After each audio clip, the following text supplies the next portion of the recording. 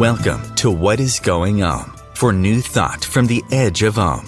Each week on OMTimes' flagship radio show, veteran broadcaster, author, and media consultant Sandie Sedgbeer conducts thought-provoking interviews with inspirational authors, artists, musicians, scientists, speakers, and filmmakers who are working at the point where spirituality and science meet consciousness at the very edge of Om. Here is your host, Sandie Sedgbeer. Hello and welcome. If your soul wrote a set of manuals to help you navigate the human condition as we move through these difficult times, what might it say? Well, if you listen to part one of this three-part series of deep discussions on her groundbreaking trilogy of books with multi-award-winning author Simran on how to navigate the dense nature of the multi-dimensional human, you'll have some idea of what your soul wants you to know.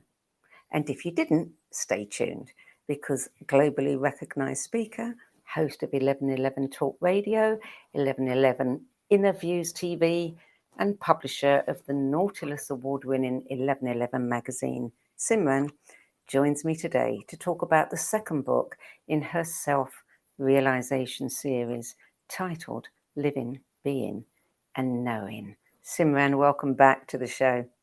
Sandie, it's always wonderful to be with you. Thank you for having me. Oh, you're so welcome. So before we dive into volume 2 of your Living, Being, Knowing series of books, can you just reiterate for us how you came to conceive this incredible body of work? Absolutely. I had this epiphany this morning that in my very first book, Conversations with the Universe, I wrote down that we are the mess, the message, and the messenger. And in a way, these three are that very thing.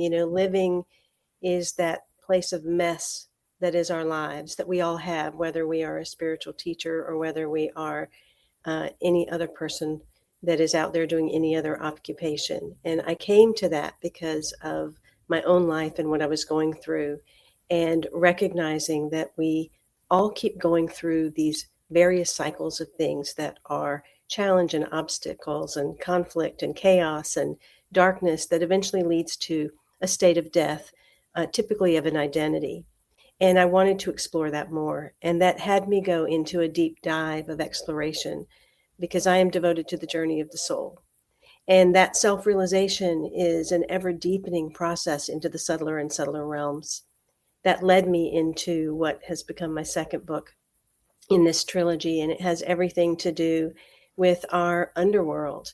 And I discovered much of my underworld when I took that deep dive. And it's the place that we often don't want to look at and don't want to see.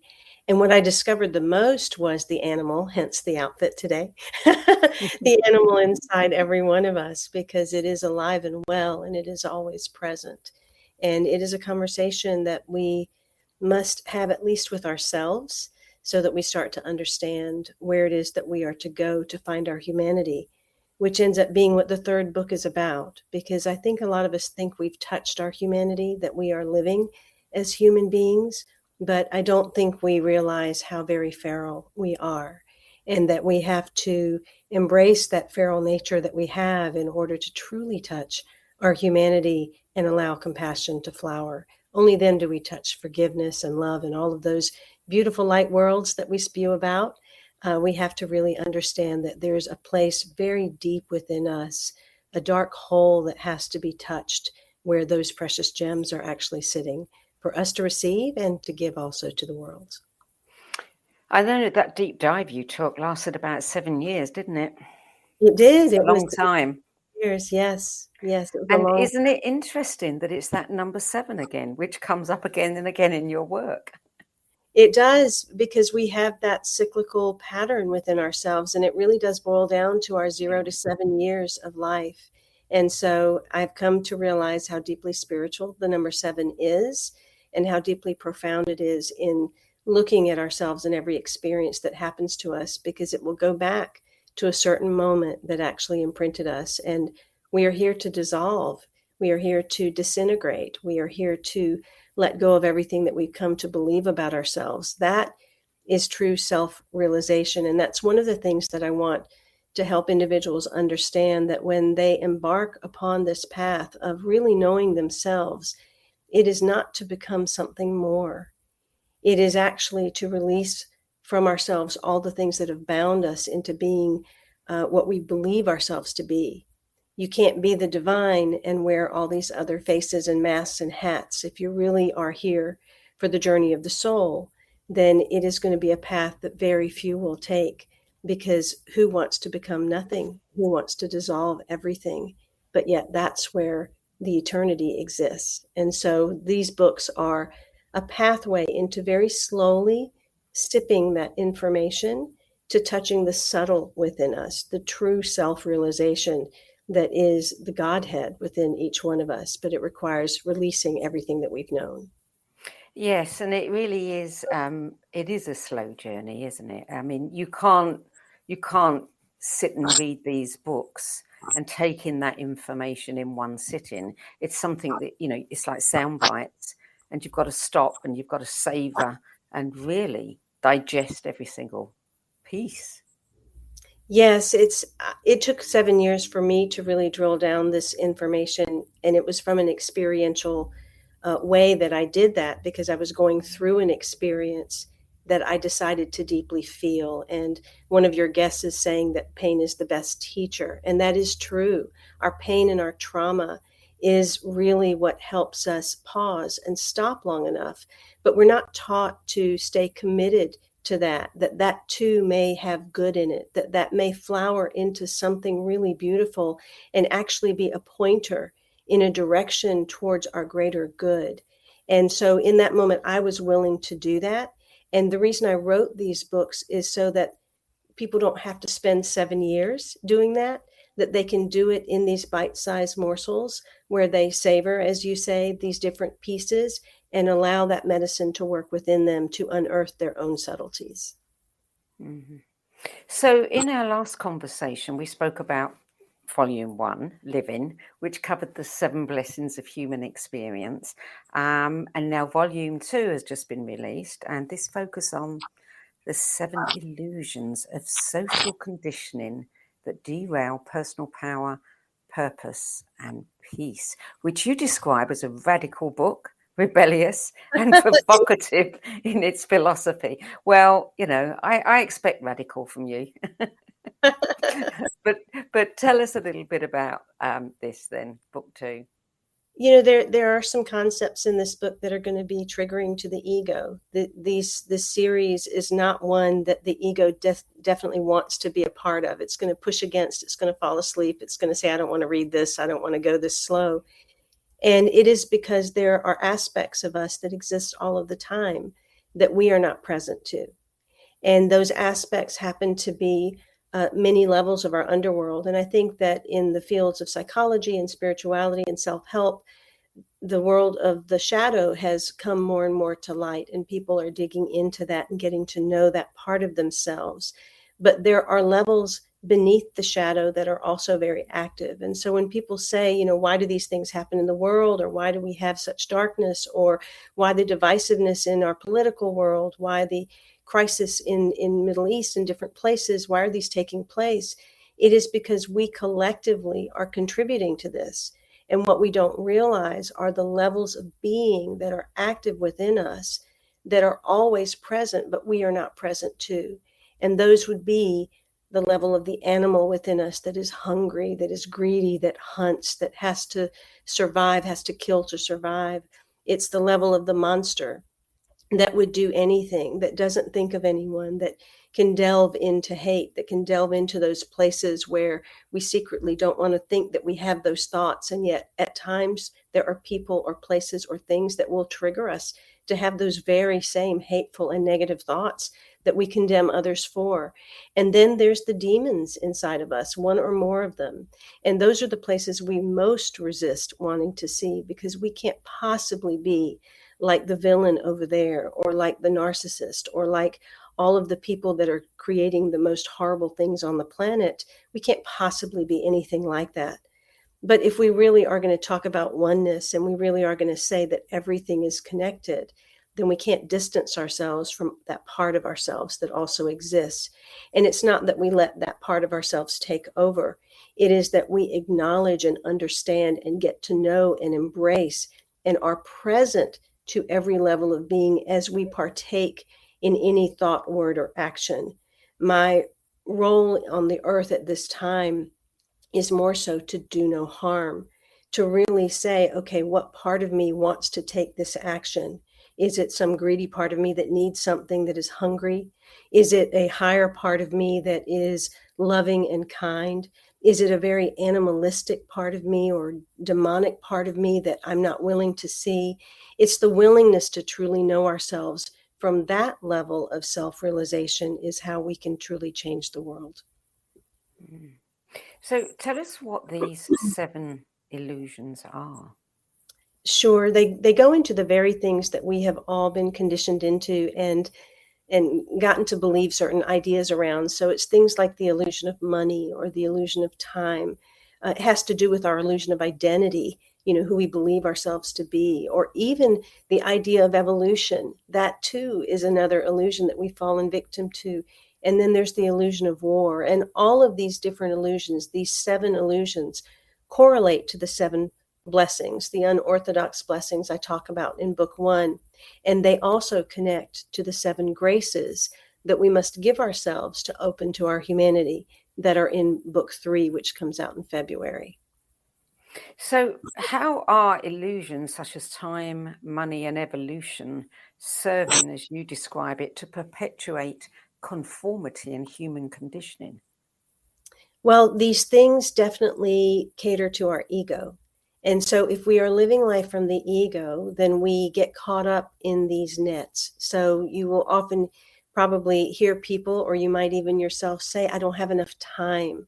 I don't know that I'm going to have enough time to do this, or we're running out of time, or, we just put these constructs of time around everything, when in fact we are timeless. And the more we are in the presence of now, then all of a sudden time stretches. But because we've bound ourselves within this cage of time, we run after things. We move toward the beat of other people's drums rather than the beat of our own.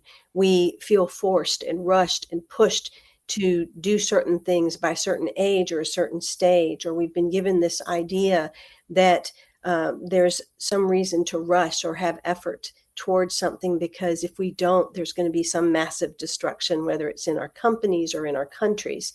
We have fallen victim to this construct and don't realize how we imprison ourselves. One of the greatest things that could have ever happened to us was coronavirus, because it stopped everyone. It stopped time. It made everyone come to a place of pause where they had to be with themselves. And what happened during that time? People had to feel all of their discomfort. They had to feel their angst. They had to feel their depression, their anger, their frustration. They thought it was because of the virus. They thought it was because of the outside, because of masks, because of having to stay home. But what was really rising was all of the energies within the physiology that had been buried down and not been allowed to rise up to be felt. And that's the gift we give ourselves when we pause. We actually allow ourselves to feel everything that we couldn't feel. And what happened from that period, people started to realize, well, what am I doing with my time? Is what I was doing before really the life that I want to live? Is the work that I wanted to have? Am I living in the places that I want to be? How am I spending my time? And it shifted that. And that was a palpable example of what dissolving and disintegration can be like, because when we finally let go and feel everything that is in our bodies, then all of a sudden we start to make the turn to what our soul really wants. Otherwise, we are unconscious 99% of the time. It doesn't matter how elevated an individual is. If they are constantly busy, they are not conscious. They are completely unconscious. And in those moments, we commit words, thoughts, and actions that actually interfere and do harm rather than good. I don't disagree with what you're saying overall, but on a day-to-day level, we do go unconscious, and we have to if we need to get things done in a certain way, for certain reasons. So is it feasible to say that we can maintain that, state of complete consciousness all the time? Well, you even said it right there. We have to get things done for certain reasons. And that feeds into some of the other illusions, because we buy into the illusion of money. And part of the reason we think we have to get things done for certain reasons is because we have to have money. We have to make money. There's not enough money. And we don't realize that money is this correlation to connection. And we keep running after money instead of running after connection. And so we have this idea, the harder we work, the more we do, the more value we have, and the more money we'll make. And then that feeds into the next illusion, which is hierarchy. Well, if I do well enough, if I acquire enough social media followers, if I become a certain level or a certain status, then all of a sudden I will have achieved. But what we're learning is that hierarchy is not real. It is this other construct that we built to then push each other up or down. And so we buy into these illusions. We allow them to be purported. And again, this is not what most people are going to agree with in a moment. It is in the resting with it, in the settling with it, in the reading of it, and going, where do I do this? Where am I suppressing human rights, most of all my own, as I move forward in this world of hierarchy? And then there comes identity, that illusion of identity, which really speaks to what you were talking about. I have to do what I'm doing. I have to get all these things accomplished because we're so bought into a certain identity. And we're bought into that identity because we need to feel significant. We need to feel like we made a difference, that we changed the world in some kind of way, that people need us. But it is in that very need that we are creating for people that we're actually subjugating them and pushing them down. For me to need someone, to need what I have, means that I've lifted myself above, means that I need them to be oppressed. I need them to be ill in some way, to have to come to me for something. And so it is these awarenesses of what am I doing that is actually the flip side of really taking rather than giving. And it's a very, very subtle realization that exists inside. And what I've learned in my own life through the 7-year process and ongoing is stepping away from these illusions does not diminish your experience. It does not take away your abundance. It does not take away your fullness of life or who you are. It actually gives you more. You have a more fulfilling life. You create more time to do the things that you love. More abundance flows in without effort. These things just happen. And so we can't just say, oh, the plants are taken care of on the planet and God takes care of everything. And then we say, except us. We have to decide where we have bought into ideas that no longer work. And it doesn't mean we sit here and we do nothing and become sloths. It means that we finally choose the things that really are fulfilling, not the things that have us following the conditioning. So tell me how this plays into the 7 hidden layers of self. Yes. So when we grow up, especially in the first 0 to 7 years that we have, we take in our environment through our physiology. And we have our initial woundings in that 0 to 7 years. What we don't realize is every single thought, word, action, and identity that we take on beyond that 7 years is purely based on our wounding. If you look at professions that we each end up in, we end up in them because of our wounds, not because of our passions. We call them our passions, but they stem from our wounds. And what would we do if we had not done something stemming from our wounds? So we get locked into an identity, and then our entire life is this fabrication of an identity that was never real to start with. And that's how come we can't get away from the 7 blessings, the challenges, the conflicts, the obstacles. We don't take ownership that we created it all in the first place. And then we don't take the ownership to unravel it. And so it really does mean allowing the body to feel, tapping into the physiology and allowing the sadness, the anger, the grief, any emotion that wants to come up, and not having to put a reason behind it, not having to figure it out or fix it, but understanding that it's in a process of dissolving when we are present to it. Just like our shadow, our animal, our monster, our demon, our God, our soul, our higher self, we have to be present to actually receive it. But is it reasonable to think that we can be present every moment of every day? I mean, there are things that we need to do because maybe we've got children that we need to feed, or, you know, a client who we've given our word to, and it would be out of integrity not to deliver what we'd said we would deliver. I mean, this I don't disagree with anything you're saying, but it feels like in the world we live in, and you show me if there's a different way, that we've got to compartmentalize this. You know, I can follow your thinking when I've got time to sit and think about it, you know, totally. But when I'm hurrying through my day because I have deadlines, I can't. It is true. You cannot be present in a world that is not present. And we can keep contributing to a world in not being present, or we can choose to become more present in our lives. And present doesn't mean you're sitting still all the time. There's a lot of stillness in action if it is done with presence. There's a lot of activity in being still if you're not really present. It's kind of a paradox in that.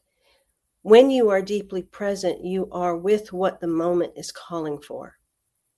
And we're not thinking about the deadlines or what has to be done. We really are with what's right in front of us in the moment. And when we're with what's in front of us in the moment, time disappears. It stretches. It allows the divine or life to actually orchestrate other things to accomplish some of the other stuff that had to happen. That's where our interference plays in. Sometimes we have a deadline that we have to meet for someone, and we think, I've got to get that done. I've got to get that done. We push aside everything else to try to get that done. And we might get that accomplished, and it will continue being, you know, the next step in this endless array of steps that has to move forward. And then we'll end up back at the beginning of the wheel again, doing the same thing. But what if something that is calling for us in the moment were paid attention to instead? And we pulled back and we didn't go take care of that issue. All of a sudden, there's a moment where something else can occur that might actually create something better because we've given space to that. And I know it doesn't make logical sense, especially for most people if they are caught in that cycle of doing and trying to accomplish. It is something, and I tell you in the books, test this out. Have your own experiment. See in your own life. If I were to follow in one day what I really felt like doing and didn't feel like doing, if I put aside all deadlines, all obligations, anything that my ego mind, my identity, or life tells me to do, if I stepped back and just followed the feeling of my body and the sensations, what would happen? And I think you would watch time stretch out. I know that you would feel more deeply and fulfilled because you paid attention to the things that you wanted to. And some miraculous things would happen to either delay the deadlines that you had, or to bring forward information, or you would show up in the moment where you were inspired with the ideas to complete what you were meant to complete in a third of the amount of time. I've seen that happen for myself when I've had to do a project. And when I'm in resistance to it and I push to do it, it's much harder. It's much more challenging. I have to go back. I have to correct. I have to do over. It usually comes back to me to be corrected again. But if I push back and just wait till I really, really feel like it, all of a sudden I do it in a third of the amount of time. It flows and it ends up being perfect. And so are you willing to trust life? Because that's really at the crux of this. Can we trust that life is guiding us and that we can trust the feelings in our body instead of our heads? It also has to be a cooperative thing, doesn't it? I mean, we need other people to do the same so that we can all work on this together. I mean, if other people are not being cooperative, then that means we're trying to do this against the tide. Is it against the tide, or is it actually just against the conditioning that exists in the world? You know, we're going to create some angst with people around us if we are in this way. But is that helping them to realize where they're out of sync with themselves? You know, we say that one person can change the world, and I truly believe that. But I believe that one person changing the world comes from them knowing themselves so deeply, and how they betray themselves, how they move beyond what their soul truly wants, how they push themselves into something that they really didn't want to do, how they are kind in a moment where they really don't feel kind. You know, it's all of these things. It's the lies we tell ourselves, the betrayals that we have. It's getting down to the core of really understanding that human means all of it. And only when we can embrace all of it will we actually access humanity. Until then, we just keep putting on faces and we keep stuffing down things. And that's not helping our world. It's just contributing to the chaos and the illusion that already exists. And so this is a rebel path. It is not the traditional. It is something that is meant for someone who says, am I willing to go against the grain? Am I willing to take the road less traveled? Yes. Am I willing to live the life that I truly will enjoy in every second? Yes. And particularly in view of, you know, how we've constructed our society and all of the conditioning processes, you know, I mean, it is very, very challenging to go against the grain. Yes. Yeah. But surrender is not surrendering to our oppression and our pain and our circumstances.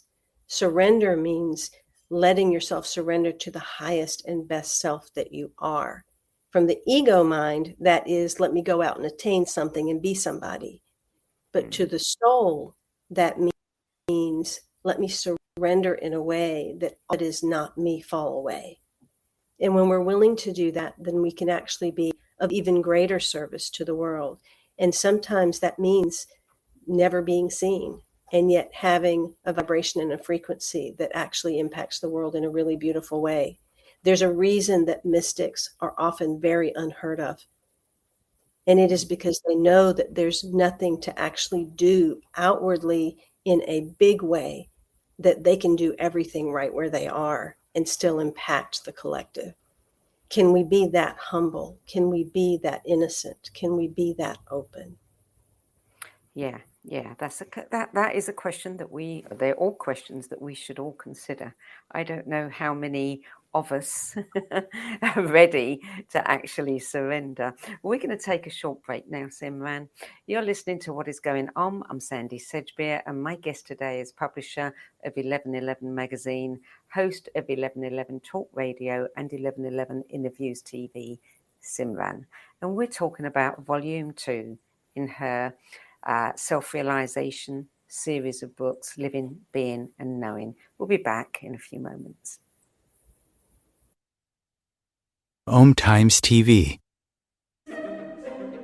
Imagine becoming a super influencer. Reinvent yourself, invest in your brand, and then manifest your success with a robust spheric approach. OMTimes Media and Broadcasting offers a unique and multifaceted way to become the spiritual and conscious influencer you deserve to be by putting your message across our powerful platform with its proven record of integrity and excellence. Through our produced shows, OMTimes offers the opportunity to become a social media TV personality, a radio show host, an OMTimes magazine columnist, and a syndicated podcaster, all in one shot. By live streaming your show on OMTimes TV and broadcasting it across the extensive OMTimes radio and TV networks, you become more than a host. You become an ambassador and a force for positive change. OMTimes. Open yourself to the possibilities.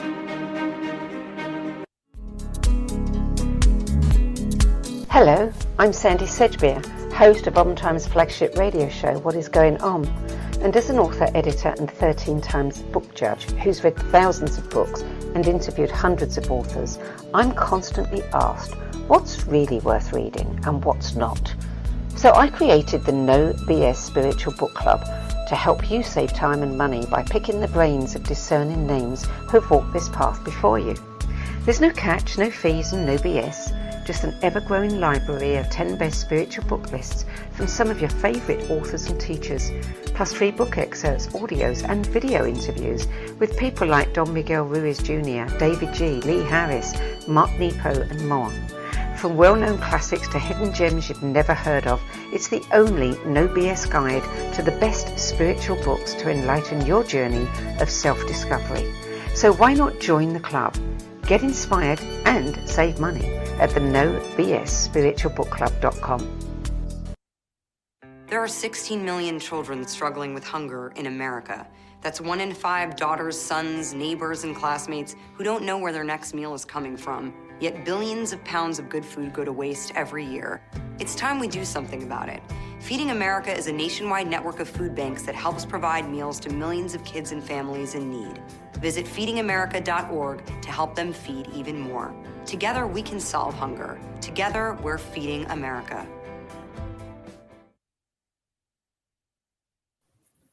Welcome back. Simran, you wrote all 3 volumes of this series, not sequentially, but simultaneously. And that it really is a staggering undertaking for any author.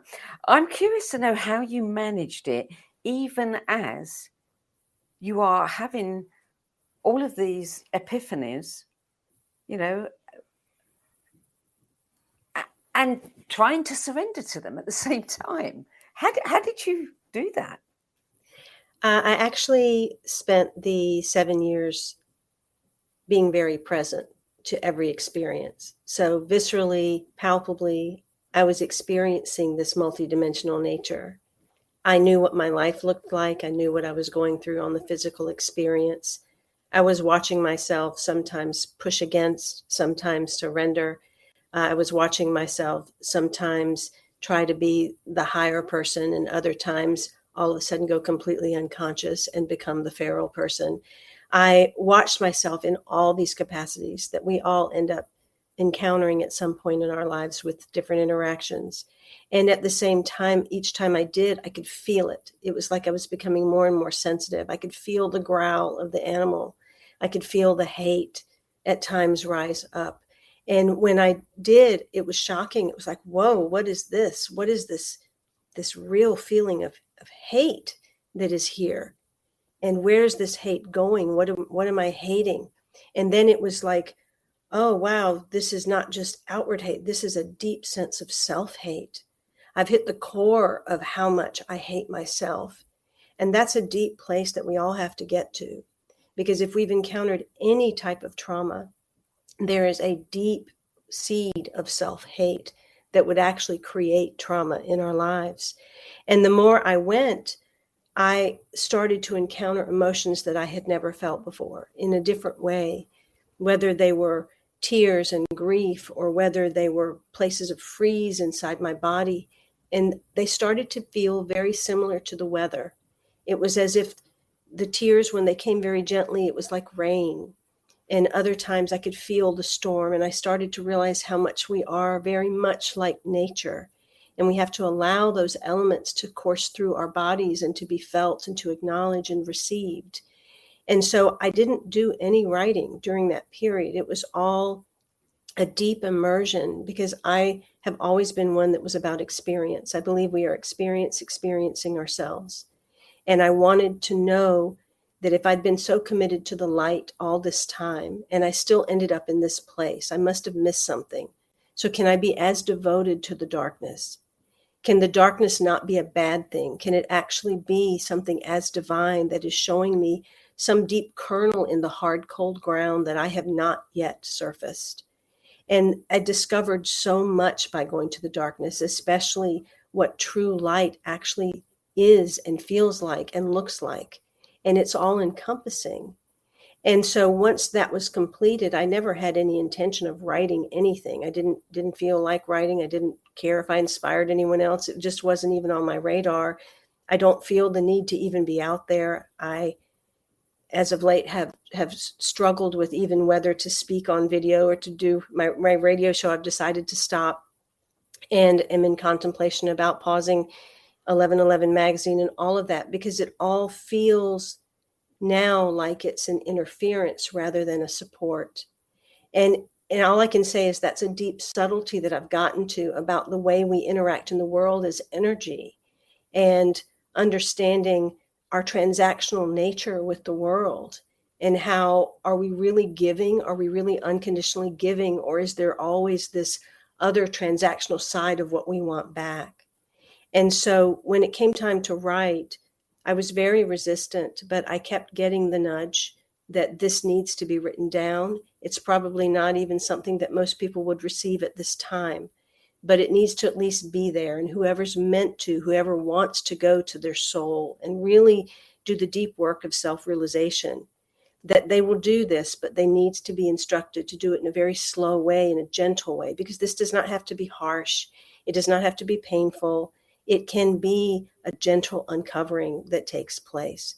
And so, like we were talking before about time, I literally sat down, and everything that I had felt, it was so visceral, it was easy to write what needed to come. And many people think this book is channeled. It's not. It's experience. It's what came from my personal experience. But when we experience with that degree of presence, it does come through with clarity when we have to express. And this was my clarity over the multidimensional experience. How different are you now than you were before that 7-year period? I am so completely different in terms of, there was a part of me, and I remember being on the first show with you before I started the Rebel Road. And there was a huge ache inside of myself to be seen, to be heard, to be acknowledged, to express myself, to prove to myself the things that I had learned in a way that not only I saw them, but everyone else saw them. And I think what time and what those experiences and traumas did is they stripped me of every identity, where there's nothing that I can say or do. It's not even about the words I'm speaking right now. I know that our sound, it's just our sound that impacts. It's our color of expression that impacts. It's like not anything that we do. And so there's no need to even really be seen, heard, or acknowledged. If I can be the example of just doing what creatively you feel you're here to express, it's with that inspiration we should act in the world. Not because I've done something for 30 years, I need to keep doing it. Not because I'm here to inspire the world and change the world. Not because anything needs to be fixed or healed or saved. Not because I want to make a bunch of money or have fame, but purely because you are so deeply inspired that you want to do that. And to just as easily be able to say, I'm no longer inspired, I'll no longer do that. And we are to be these waves of change, but our society teaches us if you do something, you need to stick to it. Or if you're known for something, you need to stay being known for that. You're not allowed to change your mind. You're not allowed to keep evolving or keep changing. But even the seasons change. So why shouldn't we? Well, good question, but in a world that is constructed in a way where, money is a currency for survival, and we have to do things in order to survive, that's easier said than done. It's really not that difficult. The saying, be in the world and not of it, is so true, because you can be in this world and not of it. So if my inspiration now is realizing that I don't want to do radio anymore, that I don't want to create the magazine anymore, that perhaps I don't even want to write another word because I've said everything I have to say, I can stop and pause and look within myself to say, what next? What is really lifting me? What do I desire to do that would fulfill me? What feels creative? And feel into what those creative musings are. And then it is about inviting life to participate. We co-create. So then saying, life, bring me what would feel creative, what would be something that would be inspiring, that would make my work all day feel like play. And then be open to that showing up. And it does. That's the thing. Things will show up. And they may look very mundane, like they're of the world, but they will feed that inspired spirit within you, and they will compensate you. So there are ways to be in this world and yet stay lifted above it in a way that you continue to operate from the soul rhythm, that rather than the conditioning and the fear of, if I don't do this, then what? And that's the part that we have to change. Right now, our world is operating out of the fear mode of, we need to complete this, we've got to fix this, we have to change this, rather than the relaxed place of, what would life have me have that would fill me up? And can I wait and be open for life to bring that to me? And that's a very different stance to take. It requires patience. It requires trust. It requires deepening into oneself to really know the subtleties of what you push away and what you attract, and then being open, because all it is about knowing ourselves in the end. That's truly why we came to this planet, is to truly know ourselves from the lightest side to our darkest. But that means really knowing all the subtleties. So is this how you would define being? Because you're not just talking about stillness when you talk about being. You are talking about, a place within oneself. Yes, from the most basic place of being, I'm talking about knowing yourself on all levels and how they're all expressing at the same time, and being in touch with those, being present to those as you act. And then the second part of truly being, all caps being, means being active in your own life in the places that inspire you. It really has nothing to do with stillness, because when you are that active with what inspires you, when you're that present, you are still. You are still inside. You are aligned inside, where there's nothing that can move you. And yet you're active. You are contributing in a different way. You are expanding the energy of life and love in a new way, because you've elevated yourself beyond the wound. You're now participating in things out of the sheer joy of life, not out of a wound that happened when you were 0 to 7 that you're still trying to heal from. And that's the huge shift that we have to make. Most things that we come across today that promise or lead to transformation require steps. They require us to do certain things. I mean, what can we do? Is there something that we should be doing in order to reach this place, achieve this place of being? The greatest single step is to truly pause and let oneself feel. And that's also the hardest thing that people can do, because it takes time for awareness. It takes time for those things to come up. This part of the reason that I wrote the self-realization trilogy is so that individuals would have prompts. I certainly don't want anyone to believe everything in these books unless they've first experienced it themselves. I know they will, because I've been through it so viscerally. But you have to go through and experience it. And when you're given the idea, then you can contemplate whether that feels true for you or not. And there are steps to take. There are questions that prompt you in the book to have you contemplate. That really is the way to get to the truth of yourself. I don't have your answers. And these books are written in a way that are not my story, but put your own story into them. Your story will lead you to your answers, but you have to be willing to be with that story and to understand what built that house of cards, because that's what it is. It's a house of cards. And when you really do let it come down, then you start to see the truth, not only of life, but the truth of yourself.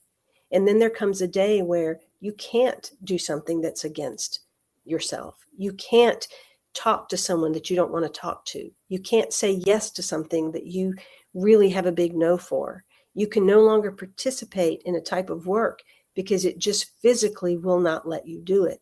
All of these things will start happening as pointers to what your soul really desires you to experience. Our ego makes up a lot of stuff, and it makes up what our soul calling is, and it makes up how we're here to be in the world, and it makes up who we want to be in this world and how we want to be recognized. And we have to understand we're either following the ego or we're following the soul. There's not a right or wrong. Either one is fine. We'll get infinite possibilities to be able to do this again and again and again. It's a matter of choice as to what you want this life to be about. And so choose the path that serves you. So give me an example of some of the questions, because, you know, I feel that self-inquiry is one of the most critical things that we can do, one of the most important. But we need to ask ourselves questions. Yes. So as you move through the book, there are different sections within each of the 7, and they follow things such as know thyself, heal thyself, accept thyself. And within those sections are varying questions. So, for example, in the section that is know thyself, it's all about envy. It's about really understanding our jealousy and how we envy others in very blatant ways and in the subtlest of ways of where our jealousy sits. And so as you move through, it goes through and you will go into the personal obsessions that are in that illusion of hierarchy, because that's where that framework is, the illusion of hierarchy. So there will be questions around what your personal obsessions are so that you can drill down into those. And then the global reflection of human rights, which is underneath the hierarchy part, has to do with how do you suppress your own human rights? How do you suppress others' human rights? And it will go deeply into what human rights actually are. And that's not just RIGHTS, it's also RITES. And so there's a lot of subtleties that you will dive into as you move into that. And then we move into the keyhole of balance. And so it's about really discovering what balance is for you in your life. What does that look like? What does that feel like? How are you in imbalance? And is it balance of the ego or balance of the soul? And then I move us into a place where we move to a collective overview. This book is really, it drills down into the very deep, subtle part of you, but it is really a book about the big picture of our world. So who do we have to become? And in this case, we have to move from politicians that try to get along, that try to people please, that try to do everything to sound right, into being servant leaders. And that servant leadership begins with how we lead ourselves, how we align ourselves, how we ground into the truth of who we are here to be. And we do that by cultivating conversation. So then there's questions about conversation. How do you converse? What are your relationships like? How are they transactional? How often do you get in front of someone and want to meet them and get to know them simply because there's something you want from them? Even if consciously you're not aware of it, you actually are doing it from that way. And so it's really getting to know yourself at such subtle levels that you no longer contribute to the conditioning of that particular illusion. And you become very aware when you do. And so each of the illusions are this way. Wow, you should have been sending a copy of these books to every single politician who was up there on a stage yesterday, for sure. Yes, our world needs to change in a certain way. And it is from that place of fear and using fear to drive things to this place of compassion and kindness, where we really look at one another as ourselves. But we can only do that if we first have loved ourselves that way, been kind and compassionate to ourselves. And unfortunately, we still live in a world where so many people self-deprecate, where we talk to ourselves badly, we treat ourselves badly, we don't even give ourselves the time of day. And that has to change for us to change our world. Do you find it easier to accept the world that is in front of us, knowing what you know and having been through what you've been through? Or does that become a little bit harder? A little bit more? No, it's very easy to accept the world. It's very easy to love the world that we're in. It's very easy to not feel the need to change any of it, to not to know that everything that's happening is this balancing, it's this equilibration, and that part of this seesaw effect that we have to have is to get people to a place of realization.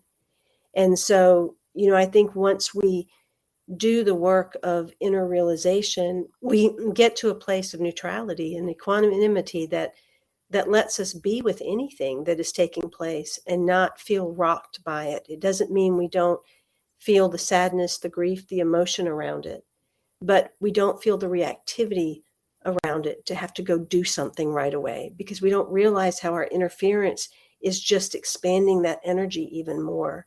I talk a bit about activism in the book, and how activism looks like this really beautiful thing. And to the ego mind and to the identity, it's something that must be done. We have to take care of this issue. But what we don't realize is that very energy that we're putting into it, and sometimes those very actions, actually create a bigger problem that ripples out even further. And, that's a very deep discussion that takes place, because you'll have people that'll argue against that and say, no, we've got to fight against this. We've got to do that. But you can't create peace with fight. There comes a point that if you realize all these things have happened, they're happening because of a lineage of pain that's been suppressed. What if the greatest sacred activism we had was to cry the tears of someone who is being tortured in front of us? To just have to sit there and hold it, and to cry those tears first before doing anything, to really feel it and not let the rage take over, because the rage is just covering up what's really wanting to be felt. And somehow that does shift something. That presence really does shift things. And it's hard. And it's very hard. So these are really big topics. If you had to sum up in just a couple of sentences, the primary message of these books, what would you say? The primary message of these books would be love and compassion, to embrace true humanity. That humanity is not something out there. It is something that we must discover inside. And right now we're not being very human on this planet. We're not having human. Well, we're almost out of time. Before we close, can you give us a brief peek into what we'll learn from book 3, Knowing? Yes, it is through being and discovering all that we are in darkness that we start to uncover the 7 graces that we can give ourselves. And it is those 7 graces and the uncovering of the beauty of humanity, the beauty of what it means to be human, that actually opens the doorway to divinity. So that is the very intimate and beautiful connection with ourselves that we get to open into. And that is the expression that will change the world. Do you ever go back and read these books? I do sometimes just open them randomly to see where they take me. Other times I will sit and read a section. I'm often in awe with what I read, because it takes me back to moments where I uncovered that information and I see it in a different place now. And I think that these are books that are written for now, and they're probably going to be for generations to come. I don't know if they're the type of thing that will be fully embraced at this time. And I also don't know that they need to be read at all. I think that the mere presence that I gave to them was enough energetically as a ripple to be my contribution as a soul to this planet. But those that do partake of them will benefit greatly. Well, I was contemplating this last night when I woke up in the middle of the night, knowing that we were going to be talking today. And to me, they are the kinds of books that aren't necessarily appreciated straight away. Sleepers, they used to call them in the publishing industry, that gradually develop their own momentum, and then, like a snowball rolling downhill, they gather people to them. I mean, I think that these are books that are like Bibles. You can take a little piece every day of your life, and slowly, if you think about it, if you digest it, if you contemplate it, it will start having an effect on you. But, don't expect miracles overnight. No, thank you for that, Sandie. One of my favorite poems is On Children by Khalil Gibran. And I believe that everything that we birth is like a child. Yeah. And he says, that we are to let the arrow go forth, but not control it, and let it be for gladness, and to let it bend us to its will. And so to me, this very much felt like these were children that birthed into the world, and they bent me to their will. But now they have to go forth and do what they need to do. Yeah, they do. And was it easy to let them go? It was. It was easy to let them go. Yes, detachment is one of the 7 graces that we are here to learn. Simran, thank you for joining us today. It's always a pleasure to speak with you. You always leave me with lots to think about.